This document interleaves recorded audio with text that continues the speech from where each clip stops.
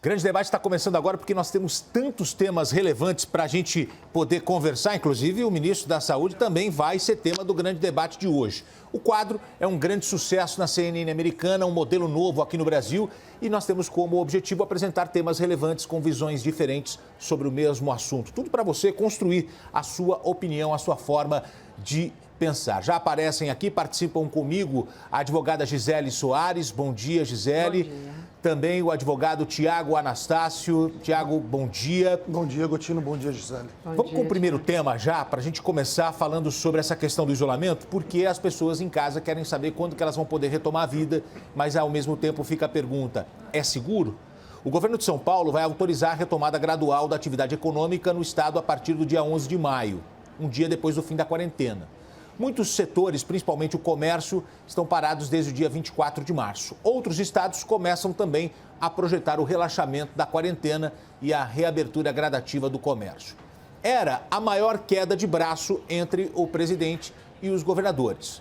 Por que alguns governadores mudaram de opinião? Eles realmente mudaram? Hoje eu começo com a doutora Gisele, o seu argumento inicial. Doutora, bom dia. Bom dia, Gotino. Sim, os governadores demonstraram que ouviram as ruas. Os governadores demonstraram que também estão seguindo mais a linha da orientação que já vinha sendo adotada pelo presidente da República. Então, venceu a democracia, o poder soberano do povo, a vontade do povo e uma preocupação que já vinha sendo manifestada pelo presidente. Que bom que essa decisão foi tomada. Eu espero que agora toda a equipe dos governos e dos prefeitos esteja debruçada e se dedicando para organizar como é que vai ser feito esse relaxamento paulatino. Então, é preciso a adoção de uma série de medidas, eles podem inclusive se valer de medidas que vêm sendo adotadas por vários países do mundo, que antes do Brasil foram acometidos pelo vírus, antes do Brasil começaram a adotar medidas de isolamento e que agora, antes do Brasil também, anunciaram essas medidas de relaxamento. É preciso que isso seja feito de uma forma muito criteriosa, muito cautelosa, muito planejada e, principalmente, que haja um poder de comunicação dos governadores e dos prefeitos para que a população esteja engajada. Os discursos da Angela Merkel me chamam muita atenção porque ela sempre abre os seus discursos agradecendo a população, agradecendo as pessoas por estarem engajadas, por acatarem aquelas orientações que vêm do poder público. Então, eu espero que aqui no Brasil aconteça o mesmo. Os governos ouviram a voz do povo, a vontade do povo, atenderam e agora é preciso que o povo também se comprometa a seguir essas orientações. Muito bem, os argumentos iniciais da doutora Gisele. Agora, Tiago Anastácio, os seus argumentos iniciais. Teve uma mudança de posicionamento aí dos governadores, na sua opinião? Bom dia. Bom dia, Gotino. Bom dia, Gisele, novamente. O que acontece, me parece bastante evidente, é que nós estamos agora num novo estágio de situação. Sabíamos que seria mais ou menos um mês e alguma coisa de isolamento ou de quarentena, como tem se propagado aqui em São Paulo semanticamente, e chegou o momento de pensar, não é de agir, é de pensar. Os governos estão estruturando a forma de abrir comércio, indústria, que o empresariado volte a produzir, a empreender e também para que o povo volte a trabalhar. Eu não vejo como, colocado pela Gisele, essa questão dos governadores, dos prefeitos terem olhado o povo nas ruas. Não é só uma questão de popularidade, ou seja, daquilo que vem do povo, o feedback do povo. Era algo programado. O próprio ministro Mandetta já falava que haveria uma lenta e gradual, lembre-se dessa expressão, que é uma expressão lá de trás de um dos nossos últimos presidentes militares. Uma lenta e gradual abertura. Nós estamos já na segunda metade de abril. São Paulo, por exemplo, que está estabelecido que até o dia 5 de maio haverá a quarentena, é a hora de pensar num plano. Agora, vamos nos lembrar do que disse o atual ministro da Saúde também, que esse plano deve ser feito, deve haver um afrouxamento dessas regras que estavam necessariamente sendo rígidas, para que a abertura não gere ainda um problema maior, que é o que o sistema financeiro está preocupado, que é uma tentativa de retomada de toda a produção brasileira, de todo o trabalho nacional, e depois um novo problema, um novo pico, uma segunda onda de contaminação, o que poderia ser ainda mais gravoso para a economia brasileira e para a economia, e aí de forma compartimentada, dos estados. Você disse sobre a quarentena em São Paulo, marcada até o dia 10 de maio. 10 de maio. 10 de maio. Doutora Gisele, por favor. Eu acho que se isso tivesse sido programado, o anúncio da prorrogação poderia ter sido seguido e simultâneo ao anúncio dessa reabertura gradual. Acho que essa reabertura e o anúncio dela, poucos dias depois da prorrogação, acho que sim, houve um entendimento entre a vontade da população e o governo. O planejamento ele é muito importante, o engajamento da população é muito importante e também a nossa extensão territorial. De novo, é preciso que a gente tenha isso com muita atenção.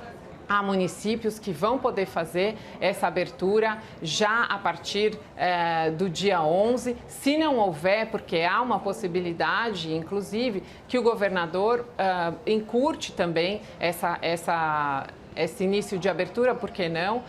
Não existe a possibilidade de planejamento muito de longo prazo. Por quê? Porque não é uma situação normal. A gente está vivendo uma situação completamente excepcional e, por isso, medidas excepcionais e medidas de curto prazo. O que se tem feito em todos os países do mundo que anunciaram a abertura é justamente a previsão muito mais curta dessas medidas. E, obviamente, que, havendo uma flexibilização e identificando-se que houve um incremento do número de contaminação, do número de casos, é preciso, sim, fazer um reajuste. Esse movimento pendular de abertura e de retrocesso, ele é absolutamente salutar nesse momento, justamente por ser uma situação completamente excepcional. Eu, particularmente, fiquei muito feliz com a decisão dos governadores. Vou ficar muito feliz com as decisões sábias dos prefeitos, que vão poder agir localmente, entendendo a sua população, avaliando as suas realidades, para que a gente possa retomar a economia. É muito importante essa retomada da economia, a preservação, manutenção e criação de novos empregos, se possível. Tiago, a sua fala agora. Eu gosto da ideia, principalmente porque é a ideia que estava sendo discutida aqui no grande debate há bastante tempo, até mesmo quando a Renata substituía a Gisele. Está estabelecido, então, ainda bem, agora, acabando com todos esses grandes dramas políticos que nós tínhamos, que sim, são os governadores e os prefeitos, exatamente porque eles estão imediatamente próximos aos seus dramas regionais. Era a lógica já colocada aqui, e aí nesse caso era eu que colocava, que havia a competência concorrente constitucional que o Supremo Tribunal depois celebraria. Fico feliz que os prefeitos e governadores também estejam agora planejando algo, estejam pensando em como reabrir. E fico só preocupado, mas não é uma preocupação crítica, é uma preocupação sobre metodologia, que espero que chegue a nós, para que nós possamos, inclusive, debater aqui, que essa metodologia seja explicada. Se nós teremos os testes, como o atual ministro da Saúde disse, ser necessário uma testagem em massa para que a verticalização se inicie, porque nós estamos agora, é importante dizer para os telespectadores, creio que a Gisele concorde comigo, que nós estamos chegando na fase da verticalização do isolamento, né? Nós estamos pensando em quem vai poder sair, quais comércios poderão abrir, quais empresas poderão abrir, quais serão as regras de precaução, as regras sanitárias de precaução. Isso é que é muito importante. Então, está estabelecido todos esses ruídos que ocorreram políticos de tempos atrás. Parece que agora se amenizam, graças à atuação até mesmo do Supremo Tribunal Federal e também dos técnicos, do ministro Mandetta e do atual ministro da Saúde, que estão, sim, ao longo do tempo avisando. Seria mês, mês e meio, 2 meses e começaríamos a pensar sobre a reabertura. É exatamente o que nós estamos tendo. Ou seja, O que os técnicos falaram é o que está sendo celebrado no momento que se previa que seria celebrado. Isso é que é importante. Mas não existe uma diferença na postura do ex-ministro da Saúde, Luiz Henrique Mandetta, e deste novo ministro? Inclusive, vou colocar o novo ministro falando agora. O ministro da Saúde afirmou que o Brasil vai sair de maneira progressiva e planejada do isolamento social. Vamos acompanhar. Hoje foram comprados 3.300 respiradores. Desses 3.300, 1.150 vão ser entregues em maio. Com isso, a gente está atuando em 3 braços que são fundamentais. Um, entender melhor a doença, fazer o diagnóstico, entender a evolução. A segunda coisa é preparar a infraestrutura para o tratamento, para que a gente, nesse tempo em que a gente está afastado e que vai ser usado para melhorar, preparar para o cuidado.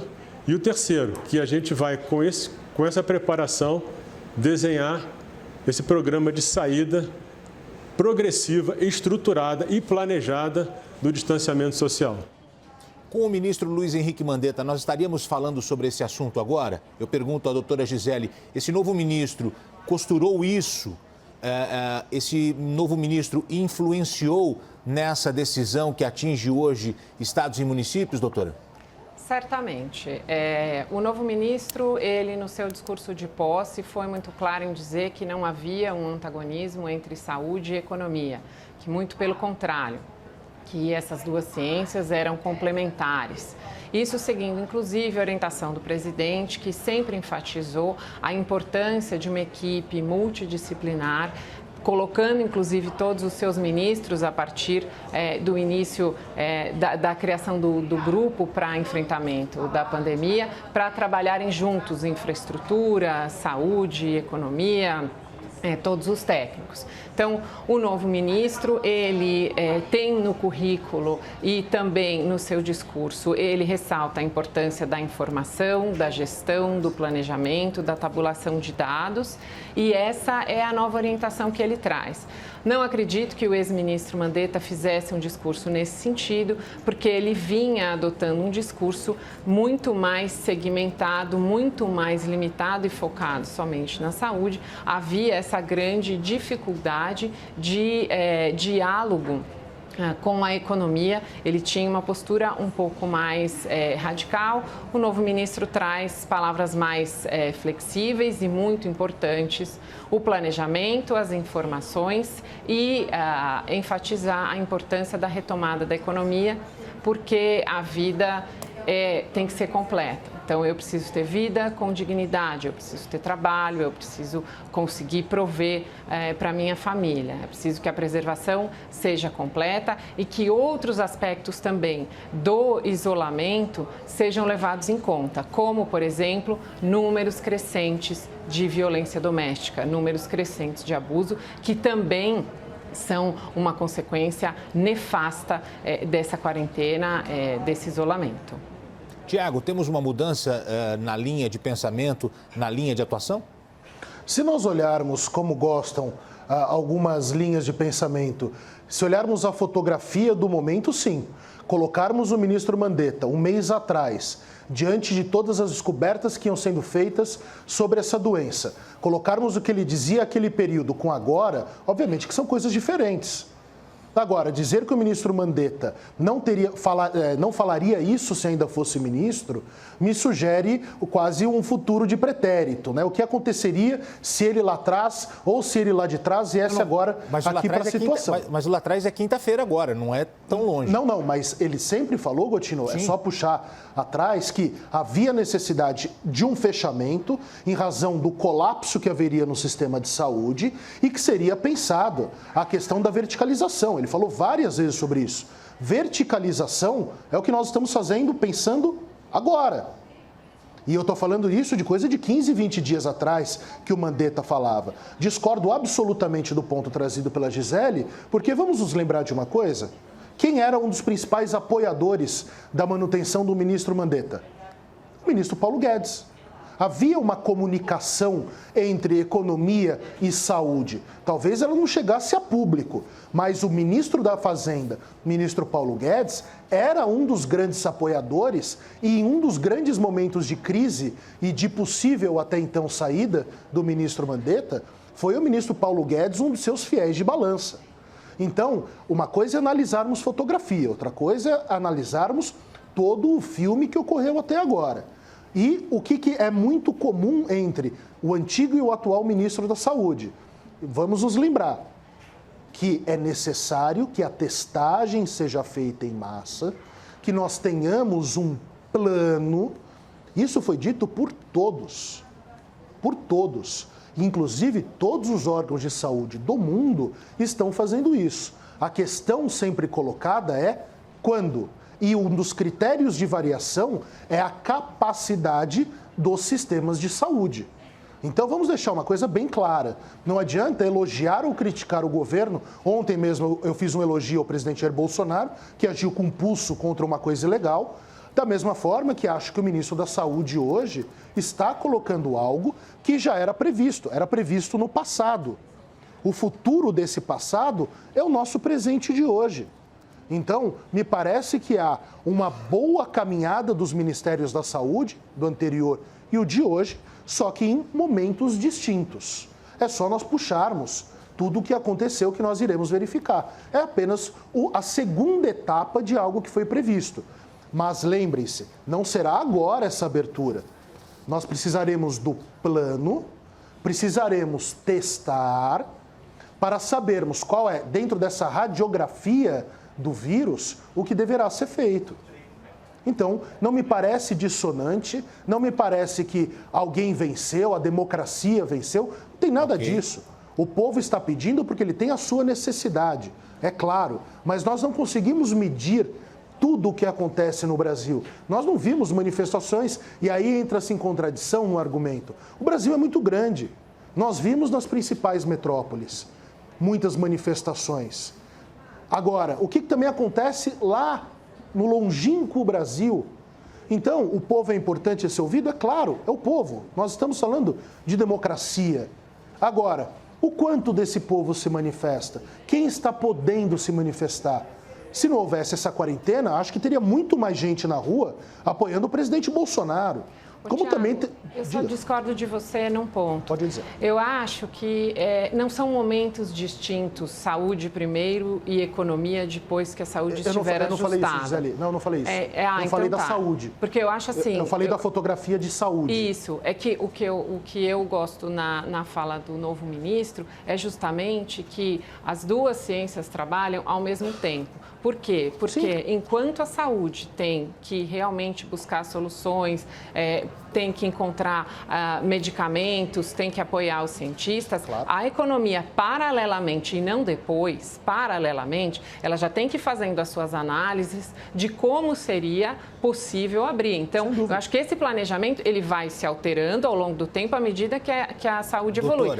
Oi, pois não, desculpa. E se fosse o ministro Luiz Henrique Mandetta hoje, nós estaríamos discutindo isso ou não? Foi justamente isso que eu disse. Eu acho que as visões a visão do ministro Mandetta, ela era mais segmentada, ela era muito focada na saúde, quando ela poderia ser mais interdisciplinar. Acho que essa era uma das orientações do presidente que incomodava muito, que não eram atendidas. Então, seria preciso e recomendável que a equipe econômica já estivesse planejando aberturas para todas as semanas. Olha, essa semana ainda não vai dar para abrir. Tudo bem, então vamos retomar o plano, mas assim, não é começar a fazer o plano depois que o outro problema estiver resolvido. A gente precisa pensar globalmente, é tudo junto. Dá para abrir amanhã? Opa, dá para abrir amanhã. A gente tem aqui alguns protocolos, alguns planos. Não vai abrir amanhã, vai abrir semana que vem. Então, tá bom. Então, vamos acompanhando como está evoluindo a doença, como está evoluindo a saúde e vamos adaptando a economia para isso. Eu acho que todo mundo tem que trabalhar junto e o planejamento, ele já deveria estar sendo feito desde o começo. E isso é que eu gosto muito na fala do novo ministro da Saúde. Acho que ele tem essa visão de que tudo tem que estar interligado, mas todo mundo tem que estar pronto a qualquer momento para iniciar eventualmente. E se amanhã a gente descobrir, por exemplo, que um remédio é 100% eficaz sem efeitos colaterais? Mas, doutora, isso é baseado num estudo ou apenas atendendo a um pedido do presidente da República? É um questionamento apenas. Eu entendo que as duas coisas. Eu entendo que o presidente escolheu o ministro justamente por essa sua formação em gestão. os gestores, eles têm um olhar que olha multidisciplinarmente todas as peças do quebra-cabeça e vai adaptando ao longo do tempo à medida que se evolui. Porque é como o Tiago falou, são diagnósticos e fotografias, mas a doença é dinâmica, a vida é dinâmica. Então é preciso que a gente faça essa inter-relação para que a gente possa sempre ter boas soluções prontas e futuras soluções melhor pensadas. Ok, Tiago? Eu vejo alguns pontos que são complexos até de colocar em tão pouco tempo como nós temos aqui. Vamos lá. O que é multidisciplinar não é a figura do ministro da Saúde que deve sê-lo. O multidisciplinar está no conhecimento de cada um dos seus ministros. Não é o ministro da Fazenda, o ministro da Economia, que deve pensar na reabertura do comércio. Ele também deve pensar sobre isso. Os assuntos estratégicos também devem, assim como a Justiça, assim como o ministro da Saúde. Essa colocação posta aqui, Gotino, sobre se o Mandetta faria algo do tipo se ainda estivesse no Ministério da Saúde, vamos inverter para entender o problema dessa pergunta? Lá no início do vírus, esse ministro da Saúde estaria preocupado também com a reabertura econômica ou no momento de crise sanitária máxima, ele estaria focado apenas em entender sobre o nosso sistema de saúde, os métodos que seriam aplicados, as necessidades de insumo? O que vocês acham? Esse é o ponto. É isso que falo, não é uma fotografia. Nós não podemos fazer análise do passado, o que ele lá no passado teria pensado sobre o futuro, ou agora, ser engenheiro de obra pronta, de pensar, esse daqui, o que teria feito lá atrás? Gente, são coisas diferentes. É óbvio que a qualidade de um gestor é importante, só que vamos analisar os momentos. O ministro da Saúde deve ser, sim, aplaudido, o anterior e este, mas este deve nos trazer exatamente o que as suas palavras já sedimentaram, que é a necessidade do como fazer a abertura. E nós ainda não sabemos porque o plano está pensado. Nós não podemos passar para a população aqui a ideia de que será na sexta-feira essa reabertura. Não será. Isso é mentira. Será um plano a ser pensado junto com a estratégia, inclusive os militares, que são absolutamente ótimos na questão estratégica, devem se sentar, o ministro da Saúde, o ministro Paulo Guedes, e aí vai se analisar no todo o plano. É mais ou menos como aquelas cenas de filme, Gotino e Gisele, onde abre-se o mapa e vê-se como é que será a guerra. Tiago, só lembrando que a competência para encerrar ou para alterar a quarentena é dos estados e municípios, né? Eu disse vai dar essa orientação. Não, eu usei só no âmbito federal, porque nosso assunto está no federal, questão de economia, falamos do Mandetta e do atual ministro da Saúde. Mas me parece que é isso. Não é sexta-feira, viu, gente? Tiago. Não é sexta-feira que estará aberto. Aproveitando que você disse que a gente analisa aqui o momento, a ausência do novo ministro da Saúde, Nelson Teich, na coletiva do gabinete de crise do coronavírus, no primeiro dia útil de trabalho dele como ministro, e não teve a apresentação técnica como acontecia todos os dias, é uma demonstração de menos informação que nós vamos ter acesso ou apenas uma característica diferente desse ministro para o anterior, ele é menos midiático? Gotino, você já percebeu aqui, meu querido amigo, e a Gisele também, eu não gosto de analisar o mundo entre esquerda e direita, frio e quente. Existem circunstâncias, né? O ministro da Saúde anterior era um ótimo expositor, um orador formidável, com domínio da palavra. O novo ministro é mais tímido, mais recatado. Isso significa que haverá menos informação? Não me parece correto nós dizermos isso. Não me parece uma análise correta mesmo. O que acontece? O ministro entrou no meio do tiroteio. Ele está tomando o pé de todo o Ministério da Saúde, ele está tentando entender tudo o que está acontecendo, já participou de uma reunião dos ministros do G20, ministros da Saúde do G20, ministros e secretários, porque o nome varia de país para país. Então, é muito difícil falarmos isso. Eu acho e creio que as informações chegarão sempre e devem chegar sempre, porque a população, até para que possa ir para a rua ou acatar as posições dos governos, elas precisam estar informadas. Então, características pessoais, eu vi inclusive, Gotino, críticas sobre o ministro ser feio ou ser bonito. Gente, Desculpe, isso não é assunto, né? Isso é uma bobagem.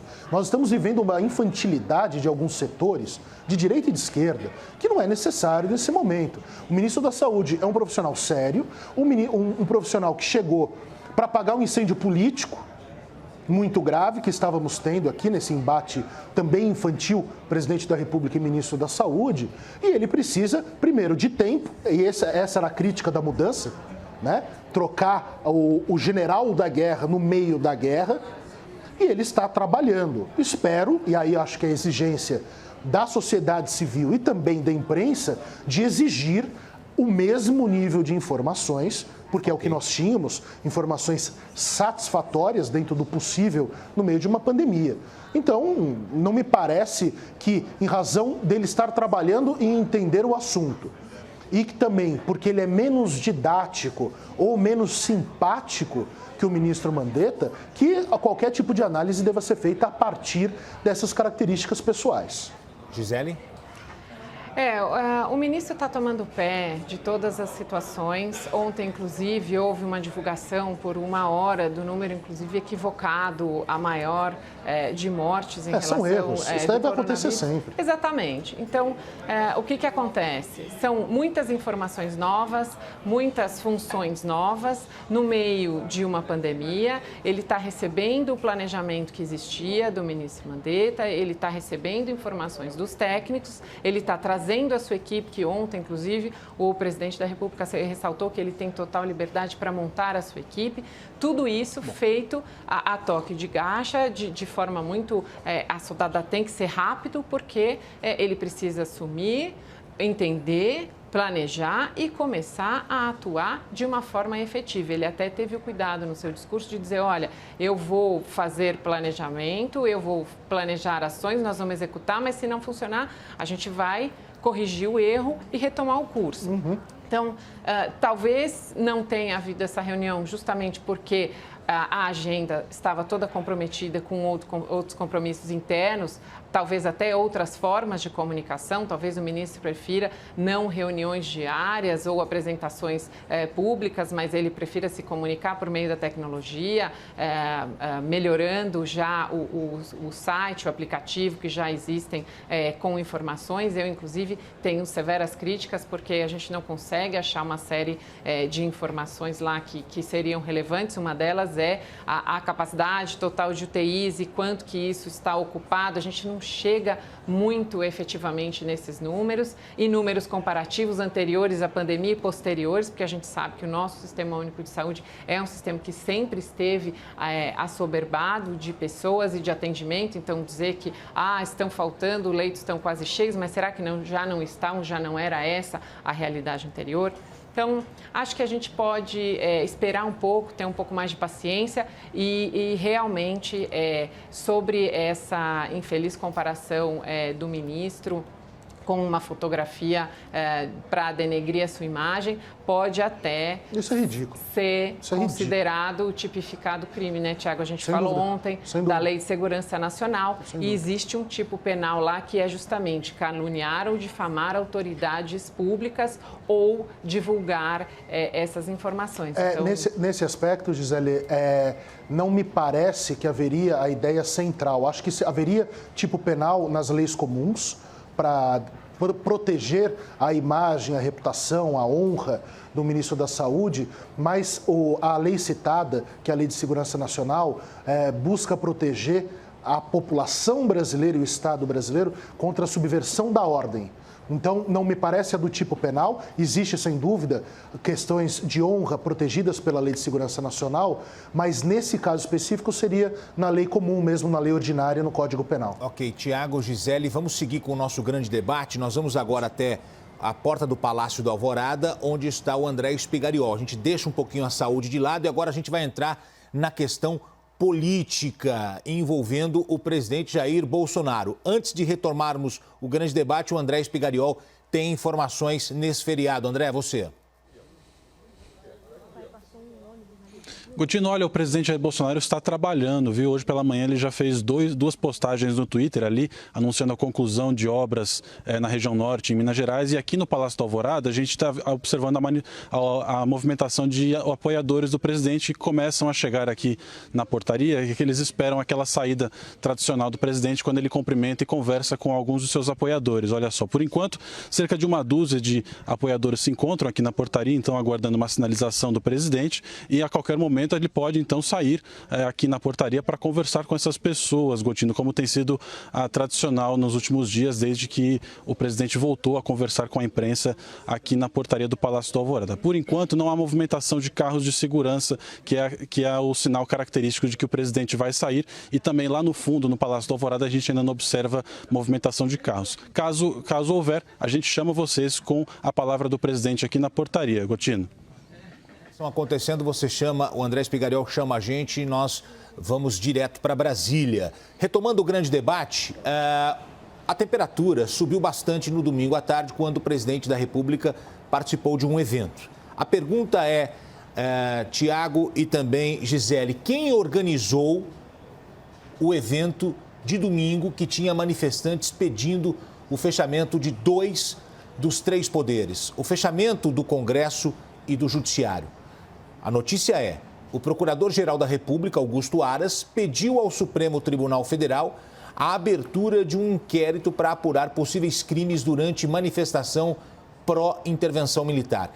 Esse pedido cita a participação de deputados no evento, na organização do evento.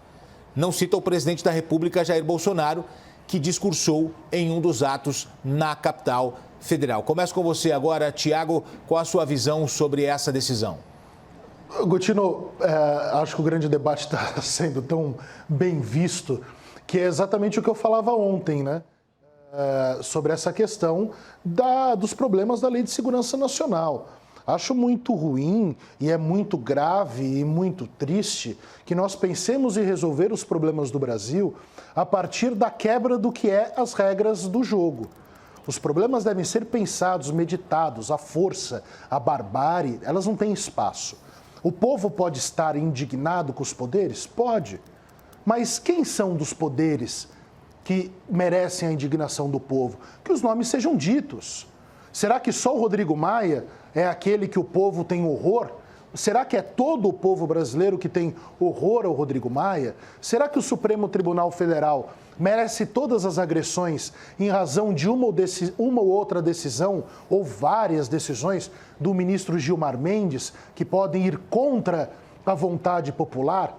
Mas será que o povo sabe que a ideia do papel contramajoritário de uma Suprema Corte e de qualquer juiz de direito é ser contra a maioria, não ser contra a maioria porque quer, mas ter o poder de decidir contra as vontades do povo, porque muitas vezes a lei posta é diferente da vontade imediata do povo, a lei é um projeto muito mais longo.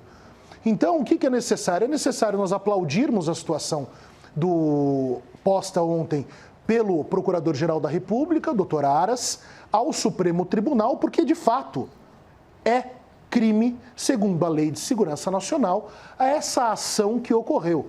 Organizar um ato, participar de um ato pedindo o fechamento de um dos poderes da República é gravíssimo. Aqui mando um abraço para os amigos do Ministério Público Federal, inclusive, que tem grandes dilemas com o Procurador-Geral da República, doutor Aras, porque pela primeira vez alguém da lista tríplice, os ministérios públicos decidem 3 nomes para que sejam avalizados pelos chefes de governo estadual e federal para quem será o chefe do Ministério Público. Pela primeira vez, doutor Aras não era o primeiro da lista. E foi nomeado pelo presidente. Se a memória não me falha, a Gisele até pode me corrigir, creio que sequer ele estava na lista dos 3. Estava fora da lista Estava fora da lista dos 3. Sim. Então, é uma ação do Aras muito interessante, porque é um fato que precisa ser investigado. Eu não sabia, Gotino, confesso para ti, que havia participação de deputados, ou pelo menos indícios da participação de deputados. Isso é um fato gravíssimo, como eu coloquei aqui ontem. Ok. Deixa eu passar para a doutora Gisele, então, como ela avalia esse pedido de investigação, esse pedido feito pela Procuradoria. Vamos voltar um pouquinho aos conceitos técnicos, Tiago, aí você pode me ajudando, que você é o criminalista especialista, tá? A Constituição Federal, ela garante a todos a livre manifestação e a livre associação pacífica, para fins pacíficos, dos seus pensamentos, das suas opiniões, das suas vontades. A Lei de Segurança Nacional, ela tipifica condutas criminosas e para cada uma dessas condutas ela prevê penalidades.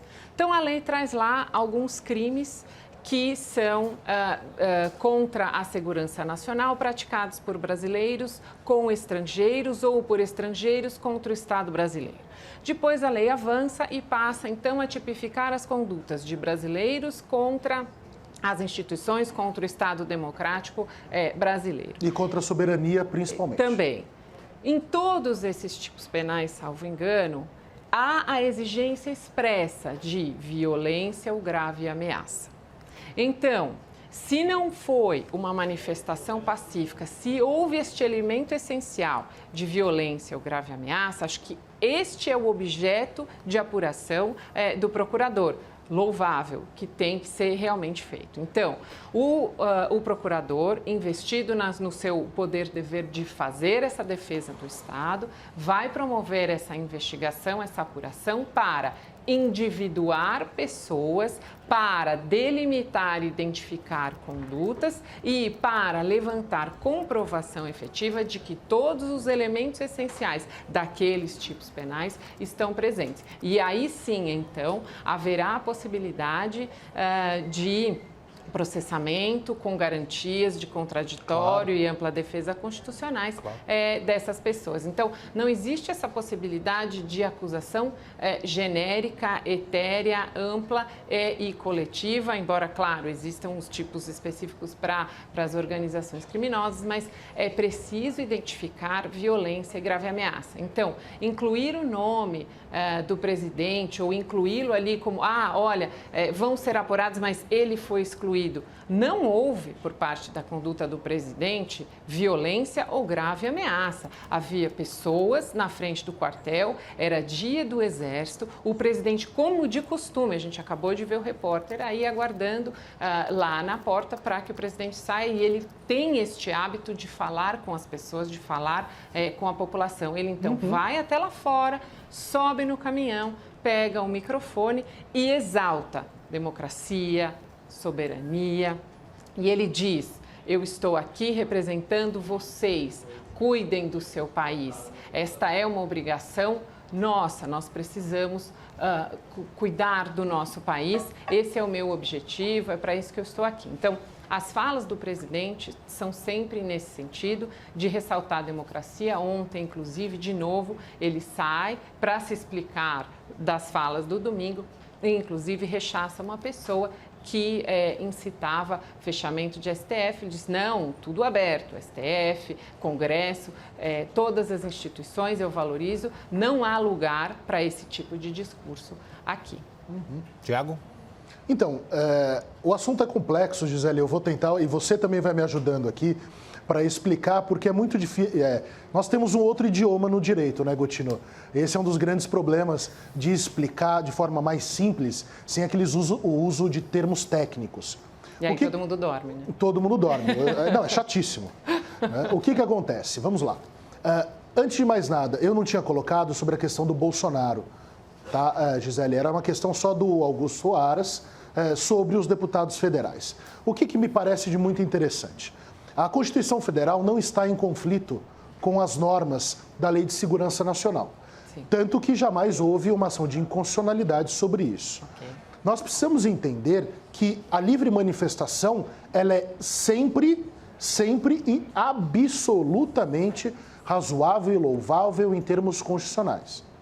Mas a livre manifestação pode gerar consequências.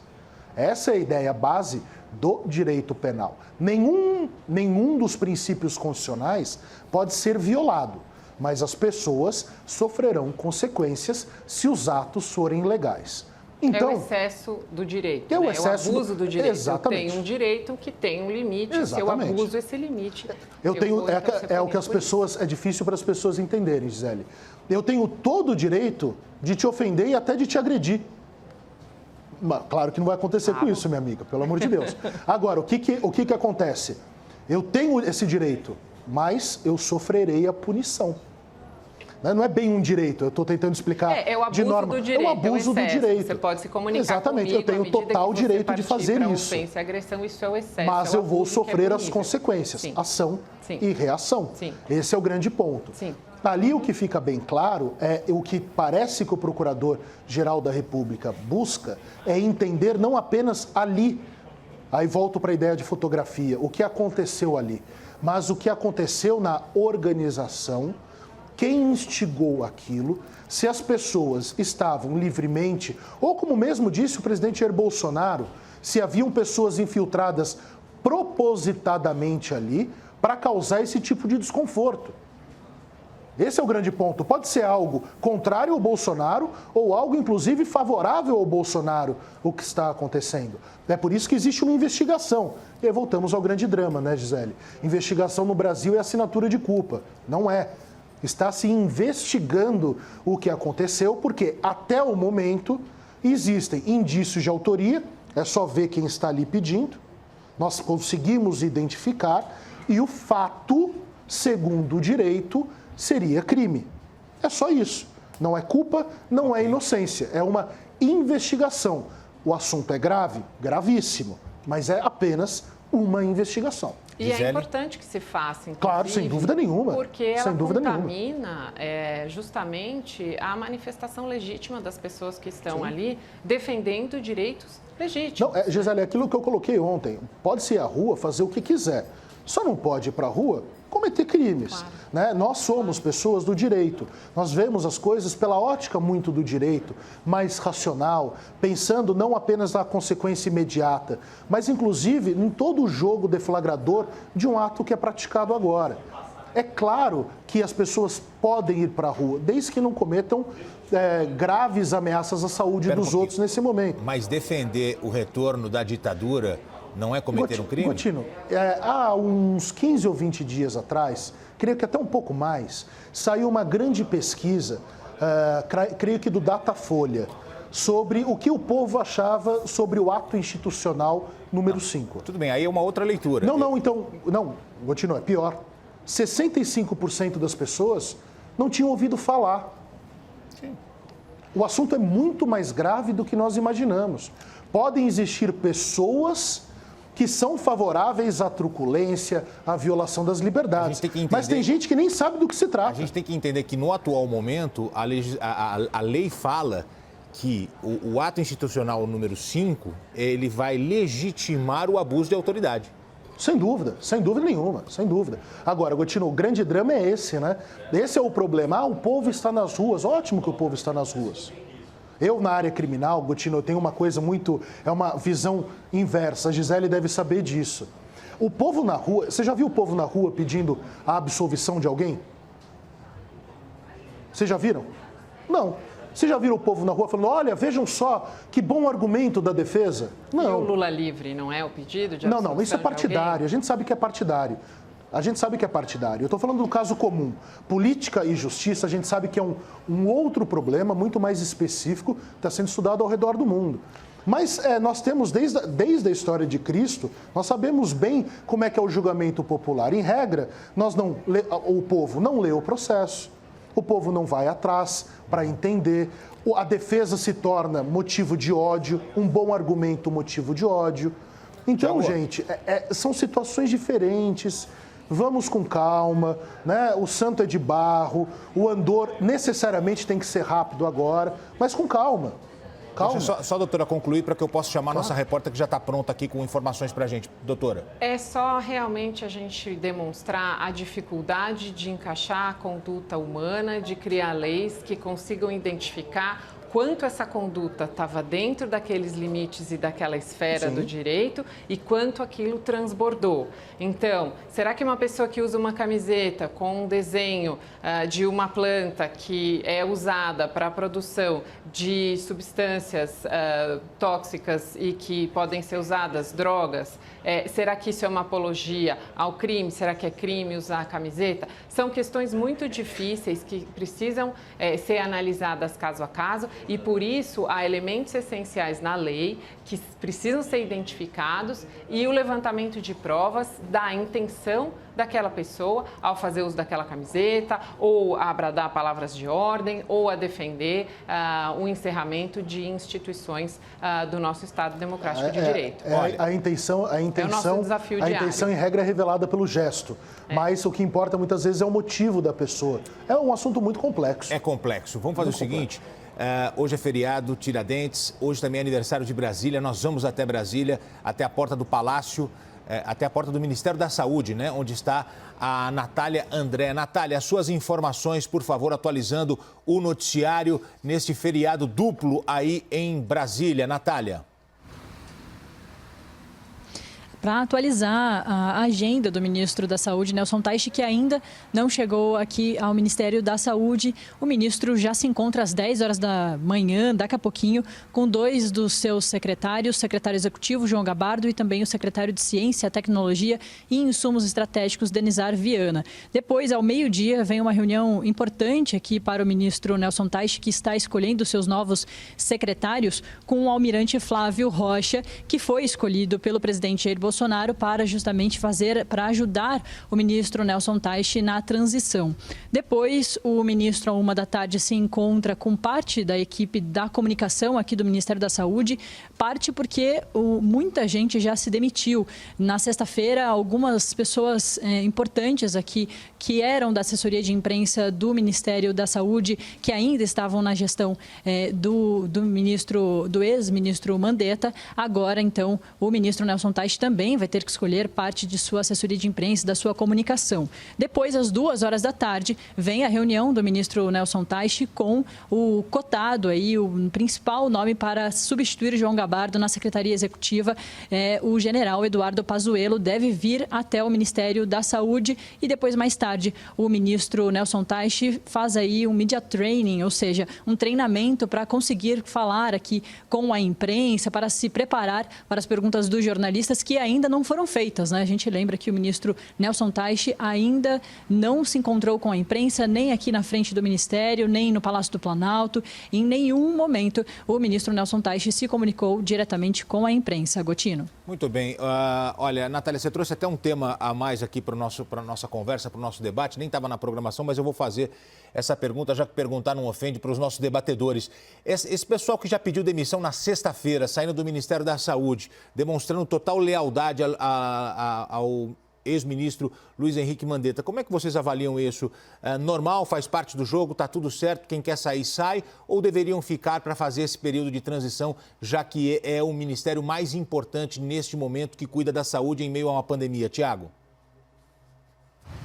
Tivessem ficado. Eu não sei se saíram... Começa de novo a sua resposta, por favor, Tiago, para que as pessoas possam entender, porque cortou o comecinho, por favor. Perdão. Eu não sei se é salutar que eles tenham saído imediatamente junto com o ministro Mandetta. Eu até coloquei que seria muito bom o Gabardo ter ficado para participar desta transição. O que me causa um pouco de problemas para uma análise é sabermos se foi por uma seguida absolutamente das relações, ou seja, sigo o Mandetta porque ele é meu amigo, porque estou aqui por causa dele, ou se o Ministério da Saúde e os seus integrantes saíram do governo porque discordavam das posições. Então é muito difícil fazer essa análise. Me parece que com o Mandetta falando, entramos juntos, sairemos juntos, que é uma ordem que veio de cima, que ele pediu para os demais ou até mesmo ordenou. Só que isso não vincularia os demais de tomarem a atitude de ficar. Então tem alguma coisa aí que me parece uma discordância. Tanto que vamos nos lembrar, Agostino, eu não me lembro o nome, qual era o que se sentava sempre ao lado direito do ministro Mandetta? O Anderson. O Anderson. O Anderson Oliveira. Isso, o Anderson Oliveira. Vamos nos lembrar da carta que ele deixou quando pede demissão e não aceita. E o ministro Mandetta não aceita a demissão. Ali aquela carta indicava insatisfação com o rumo das coisas, ou que o Poder Executivo queria para o rumo das coisas. Ele usa até uma expressão no final, né, muito séria, não me lembro agora para usá-la novamente, especificamente o que era, mas ele indicava algo sobre o rumo das coisas, a gravidade do que poderia acontecer. Então, seria fazermos uma análise aqui e uma análise que eu não tenho todas as informações. Salutar seria que houvesse uma transição mais tranquila. E a tranquilidade seria que os que estavam lá permanecessem por um período. É a transição. Doutora Gisele, como é que você avalia essa situação das pessoas que já saíram juntamente com o ex-ministro já na sexta-feira? Acho super normal, isso é comum, não só no setor público, como na iniciativa privada também. Quando sai um líder, ele leva realmente toda a sua equipe, porque vai assumir um outro posto e para esse outro posto, ele leva a sua equipe. Acho que as demissões foram todas também por uma questão de formalidade. É preciso empossar a nova equipe e isso não tem uma relação direta, não impede que haja essa transição, mas que a transição aconteça já com a nova equipe empossada, já podendo fazer as assinaturas, as tramitações de processos eletrônicos, porque no setor público isso é muito importante. Todas essas formalidades de troca de posição, elas precisam ser atendidas a um rigor formal muito grande quanto a isso. Então, acredito que a equipe que deixou os postos vá sim fazer essa transição, mas já sem os cargos, até por uma questão, inclusive, de probidade administrativa e de uma série de outras exigências legais. Então, eu acredito que a transição vai ocorrer e que isso é normal. A equipe que chega já é empossada e, da mesma maneira, se um dia ou quando o ministro Nelson Teich deixar o ministério, ou outros ministros ou outros secretários deixarem os seus postos, eles tendem realmente a levar junto consigo as suas equipes. Eu já ia mudar de tema, mas eu vi o doutor Tiago fazendo assim. Você não concorda com alguma coisa? Não, Gotino, eu concordo com o que a Gisele colocou. Eu discordo só, até porque nós temos muitos exemplos na história recente do país, sobre a questão da transição. Acho que a transição pode sim ser feita, existe um rigor, óbvio. Esse é o grande problema de compararmos, os liberais gostam muito, né? Mas na iniciativa privada isso não acontece. Claro, as regras são outras. Completamente diferentes. Não, mas é igual, eu falei que não estou falando nem, não estou falando especificamente de você, Gisele. Eu entendo o que o Tiago está dizendo, essa questão de transição aqui no Brasil, inclusive, tem que ser mais tranquila, as pessoas precisam entender que é necessário e é até bonito que isso aconteça. Transição é contrário de ruptura, né, Exato. Gotino? O que aconteceu foi uma ruptura no Ministério da Saúde. Me causou estranheza essa informação da Natália André, que entrou ao vivo com a gente, por isso que eu trouxe esse tema de última hora, porque a presença de Luiz Henrique Mandetta na posse do novo ministro da Saúde, onde o Mandetta pega o microfone e fala, agradecendo ao presidente, agradecendo à primeira-dama, demonstrou uma saída honrosa dele, tranquila.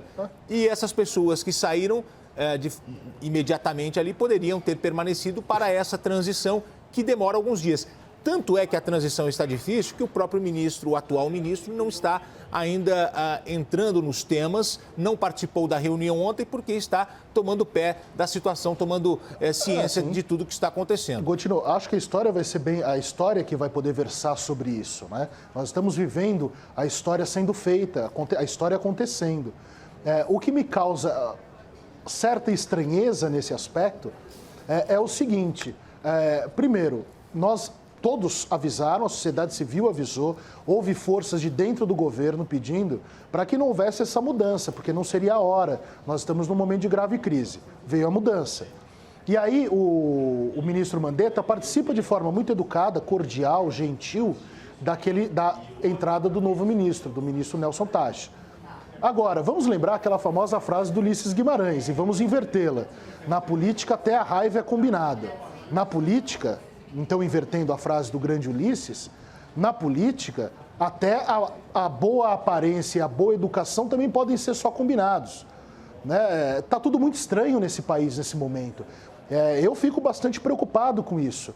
Por quê? Poxa, se há algo a salutar do presidente e do antigo ministro, para o novo ministro, poxa, que a transição seja pacífica. Ou seja, não importa a aparência. O que importa são os atos, são os fatos. É isso que importa no Brasil. E é uma pena que isso tenha acontecido. Espero que o novo ministro haja rápido, que ele consiga tomar rumo para a situação, porque nós temos, até agora, com essa reabertura planejada, com o planejamento dessa reabertura, é necessário a presença dele e principalmente a presença dele na comunicação. Ele será o principal porta-voz, porque ele é quem vai conseguir compilar os dados de todo o país. Os governadores sabem das suas regiões, né? A compilação cabe à União Federal, cabe à União. E isso é que é muito importante. Okay. Então, é por isso que era feita a crítica, falando, presidente, não faça isso. Ele fez. Então, agora é ajudar-nos para que dê certo e que ele possa, o novo ministro, agir dessa forma, com velocidade. Ele não é um grande comunicador, como o ministro Mandetta, até porque o ministro Mandetta tinha uma história parlamentar, ou seja, de tribuna, ou seja, de praticar o proselitismo, coisa que ele não tem. Então, vamos torcer para que seja rápido e importante isso daí. Doutora Gisele? Essa comunicação e essa preocupação com a comunicação, ela está inclusive contemplada na agenda dele de hoje, né? Ele tem um media training, então ele vai ser treinado para então poder fazer essa comunicação pública da melhor forma possível. Pessoas tímidas tendem a ter muita dificuldade de falar em público, isso é realmente um desafio, é preciso que haja um treinamento, não são todas as pessoas que detêm um poder de retórica e realmente, nesse aspecto, o ministro Mandetta, ele era extremamente didático, ele tinha uma comunicação muito eficiente. Eu assisti a todos os pronunciamentos e ficava muito claro realmente a ideia dele. Ele fazia questão de explicar como funcionava o SUS, que era um tripé, que precisava andar junto. Ele então trazia a sua equipe, pedia a apresentação de dados técnicos, respondiam às perguntas que eram feitas. Mas desejo muita sorte, muita sabedoria e agradeço ao ministro da Saúde pela coragem de aceitar um desafio enorme. Só de ouvir a agenda do presidente, do ministro da Saúde de hoje, eu já fiquei cansada. Eu imagino que ele esteja exausto e numa missão importantíssima para o Brasil nesse momento. É interessante. Olha, vamos voltar para Brasília. Repórter Caroline Rosito, quais são as informações sobre a reabertura das escolas militares? Carol, você. Oi, Gotino, bom dia para você, bom dia a todos. O presidente Jair Bolsonaro conversou com o governador do Distrito Federal, Ibanez Rocha, para discutir essa possibilidade de reabertura dos colégios militares já na próxima segunda-feira, dia 27. Ibanez disse que vai analisar essa proposta junto com a Secretaria de Educação do DF e também com a Polícia Militar aqui do Distrito Federal para garantir ali a segurança desse retorno das crianças. De acordo com o presidente Jair Bolsonaro, esse seria o primeiro gesto para voltar à normalidade, mas o martelo ainda não foi batido nas palavras do presidente. Bolsonaro disse também que conversou com o ministro da Defesa, Fernando Azevedo e Silva, que achou a ideia boa e pretende ainda conversar também com o ministro da Justiça, Sérgio Moro, para discutir a reabertura das academias da Polícia Federal no mesmo período. Voltamos ao estúdio. Vamos lá, uma pergunta rápida para vocês dois, doutor Tiago e doutora Gisele. Vocês levariam seus filhos para a escola? Não. Doutora? Ainda não, eles são muito pequenos e ainda não. Ok. Ontem, quando o presidente fez esse anúncio, dessa conversa, inclusive com o governador do Distrito Federal, um repórter perguntou ao presidente Jair Bolsonaro. Foi uma rápida entrevista ali na Alvorada, eu estava aqui na CNN quando ele foi perguntado sobre o número de mortos, porque o Ministério da Saúde fez uma divulgação ontem equivocada, corrigiu minutos depois, foi um erro de digitação. Eram mais de 300 mortos nas últimas 24 horas, essa informação não era correta, a informação correta eram mais de 100 mortos. E um repórter perguntou, presidente, e o número de mortos, como é que você avalia? O presidente respondeu, não sou coveiro. Vamos ver o que disse o presidente, vamos lá. mais de 300 mortes. Quantas mortes será? Cara, quem fala de eu não sou coveiro, tá vendo? Presidente, mais uma coisa. Como foi a reunião com o ministro? Não sou coveiro. Tá? Bom, a pergunta é, não sou coveiro. Essa resposta ali de bate-pronto é uma falta de respeito com as vítimas ou exagero dos críticos? O presidente não teria falado nada demais? Começo com você, Thiago. Gotino, é difícil falar sobre isso. É muito complicado, né? O que passou pela cabeça do presidente da República para falar algo do tipo. Me parece que é tudo junto. Me parece que existe já uma má intenção com o presidente da República dos opositores. Gente, isso aqui é política. A política brasileira não acabou e a política ao redor do mundo não acabou. Óbvio que haverá o uso disso. Mas é uma frase grosseira. É uma frase grosseira e desrespeitosa, porque nós estamos num momento de grave crise, e crise de saúde. Eu, particularmente, se fosse presidente da República, jamais usaria uma expressão dessa. Vocês imaginam a Gisele usando essa expressão? Isso não existe. É uma falta, me parece uma falta de respeito. Agora, o problema é o que a história vai dizer, né, Gotino? O presidente da República ontem disse que 70% das pessoas serão contaminadas. Nós estamos vivendo num momento tão complicado em que nós estamos nos perdendo diante de tanta notícia. Me lembra Caetano Veloso, né? Quem lê tanta notícia, que eu gostaria de lembrar a vocês o que isso significa. Vejam a gravidade das coisas que estão passando. Primeiro, faz uma semana, desde esse buzilis político, que não se falou mais em cloroquina. Estou achando muito estranho. Também estou achando muito estranho que o tal do vermífugo do astronauta, ministro da Ciência e Tecnologia, Paulo Pontes. Marcos Pontes. Marcos Pontes, perdão. Paulo Pontes. Fontes é um querido desembargador federal aqui de São Paulo, para quem eu, inclusive, mando um abraço. Essas coisas desapareceram. Agora, o que nós temos aqui de situação concreta? 70% das pessoas serão contaminadas. 70% das pessoas, nós estamos falando de 140 milhões de pessoas no Brasil. Se essa doença, e não creio que ela tenha uma letalidade de 5% ou 6% como tem agora, creio que vai diminuir quando nós soubermos com a testagem geral, que isso vai diminuir bastante, deve ficar na casa de 1% ou 2%. Aqui é chute, tá, Gotino e senhores telespectadores? A gente está falando de 1 milhão de mortos. Se ficar na casa de 1%, de 140 milhões de pessoas, a gente está falando de 1,5 milhão de mortes. Aí sim o presidente da República, se continuar com essas ideias não baseadas em ciência, querendo trocar ministro porque discorda da política dele em razão da economia, e esse é o grande problema, equilibrar isso, ele vai ficar sim na história como coveiro. 1,5 milhão de pessoas. Precisa somar o que morreu na Guerra do Paraguai, na Guerra do Vietnã, na Guerra do Iraque, na Guerra Irã-Iraque. Precisa juntar o que morreu de gente na Guerra dos 6 Dias, na Guerra do Yom Kippur, para dar 1,5 milhão de pessoas, de soldados, de combatentes. Tiago, então é complicado, hein, gente? Deixa eu passar a palavra agora para a doutora Gisele. Falta de respeito ou exagero dos críticos à fala do presidente quando diz que ele não é coveiro para falar sobre o número de mortos? Acho que foi o uso de uma expressão muito infeliz. O presidente estava no final de uma entrevista, visivelmente irritado com a pergunta, porque justamente existe essa ligação direta da responsabilidade do presidente com as mortes que estão ocorrendo. E, infelizmente, ninguém pergunta dos números de pessoas recuperadas, né? Ontem eu tive essa curiosidade, acessei o site da Universidade Johns Hopkins nos Estados Unidos e no Brasil ontem eram mais de 22 mil pessoas já recuperadas.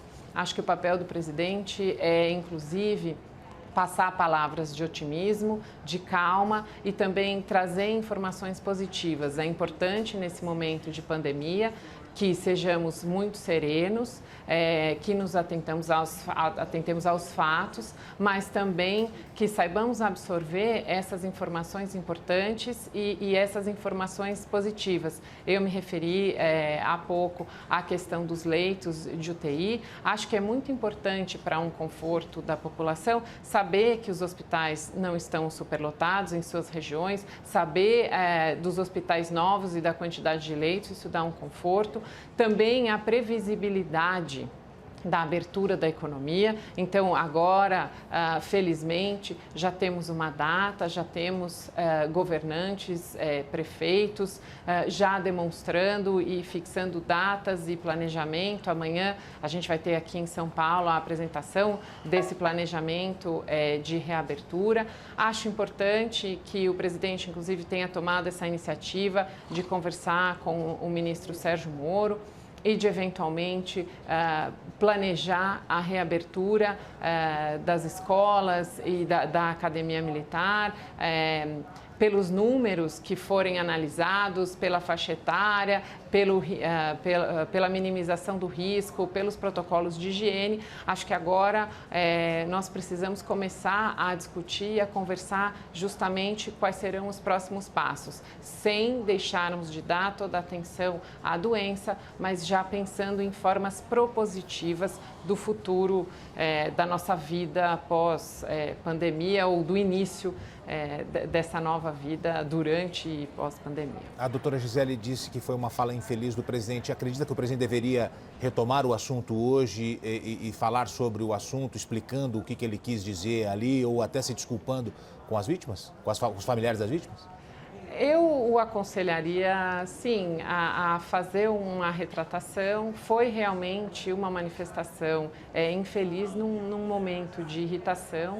E o que eu entendi que ele quis dizer ali foi: eu não quero falar de mortes porque eu não tenho números e porque este é um assunto muito complexo para ser dito ali numa fala muito espontânea e muito rápida, que certamente seria mal interpretada. E aí, para isso, ele acabou encerrando o assunto de uma forma muito abrupta, que acabou incomodando, repercutindo muito, porque foi infeliz. Muito bem. Hashtag Grande Debate, você pode escrever no Twitter, você que assiste, falando aqui dos nossos debatedores, dos temas que foram discutidos, pode escrever lá, hashtag Grande Debate. A gente vai agora para os argumentos finais. Começo com você, Tiago Anastácio. Doutor Tiago, por favor, o seu argumento, as suas considerações finais. Obrigado, Gotino. Obrigado, Gisele, pelo debate de hoje. Minhas palavras são poucas. Eu não tenho muito o que dizer, a não ser recomendar a Gisele para o presidente Jair Bolsonaro. Que a Gisele faça os discursos e todas as manifestações do presidente. Porque se o presidente da República tivesse estudado, tivesse uma lida com os poderes como a Gisele tem, com o judiciário, e tivesse essa capacidade de argumentar em síntese e até as coisas mais difíceis, colocar dentro de algo que parece bem redondinho, bem afinado, a gente não teria 90% dos problemas que nós tivemos durante essa pandemia. 90% de todos os problemas que nós tivemos é com base no quê? Nas falas do presidente da República. Eu não sou coveiro, eu vou mandar abrir o comércio por decreto. Vocês se lembram disso há um mês? Essa é a pergunta. Vocês se lembram? Não é baseado em ciência. Está sendo imposto ao presidente que seja baseado em ciência. Por ele seria em decreto. Por ele seria em decreto. Tanto que já tomou invertidas dos outros poderes da República, dos generais que estão ao seu redor no governo, dos ministros Guedes e Sérgio Moro. Sérgio Moro, que ontem decidiu colocar, ou pelo menos pretende colocar, pessoas infectadas das presas em containers.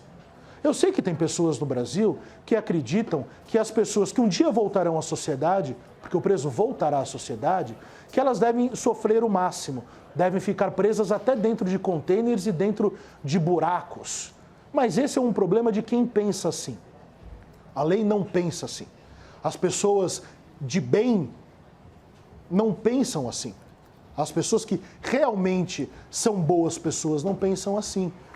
Então vamos nos lembrar de tudo o que tem acontecido no Brasil para entendermos que a maior parte dos nossos problemas, e até porque a maior parte dos nossos debates aqui, Gotino, são sobre o que o presidente da República falou. Não é sobre o que ele fez, não é sobre a política, não é sobre o plano. E chegará o momento de que falaremos de um plano de verticalização e não de um jorro de ideias retórico. Então, eu gostaria, presidente da República, perderemos no grande debate, mas a Gisele, essa forma de expor da Gisele que é fundamental. É isso que nós precisamos agora. Doutor, de calma e de tranquilidade. Obrigado pelos argumentos finais. Agora a gente vai para as considerações finais da doutora Gisele, por favor. O Thiago é um gentleman. Muito obrigada pelas suas palavras, muito menos. Gotino, só fazendo uma ressalva, o Thiago mencionou o ministro Sérgio Moro que trouxe para o Brasil o fuminho, epíteto fuminho, o segundo mais importante da organização criminosa do PCC para o Brasil. Obrigada, ministro Sérgio Moro, obrigada a toda a equipe por garantir a segurança e a justiça do país. Nos meus argumentos finais de hoje, então, em homenagem a essas palavras tão elogiosas do Thiago, eu gostaria de me dirigir às pessoas que estão em tratamento, às pessoas que estão internadas, acamadas, enfrentando a Covid-19.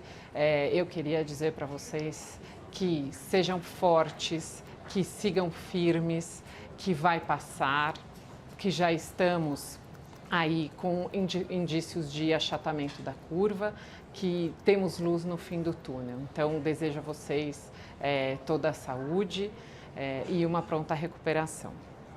Obrigado, doutora Gisele. Obrigado, doutor Tiago Anastácio. Nós fizemos aqui o grande debate desta terça-feira, feriado. Quero agradecer os dois. Grande debate volta amanhã. Você pode sempre escrever usando a hashtag Grande Debate.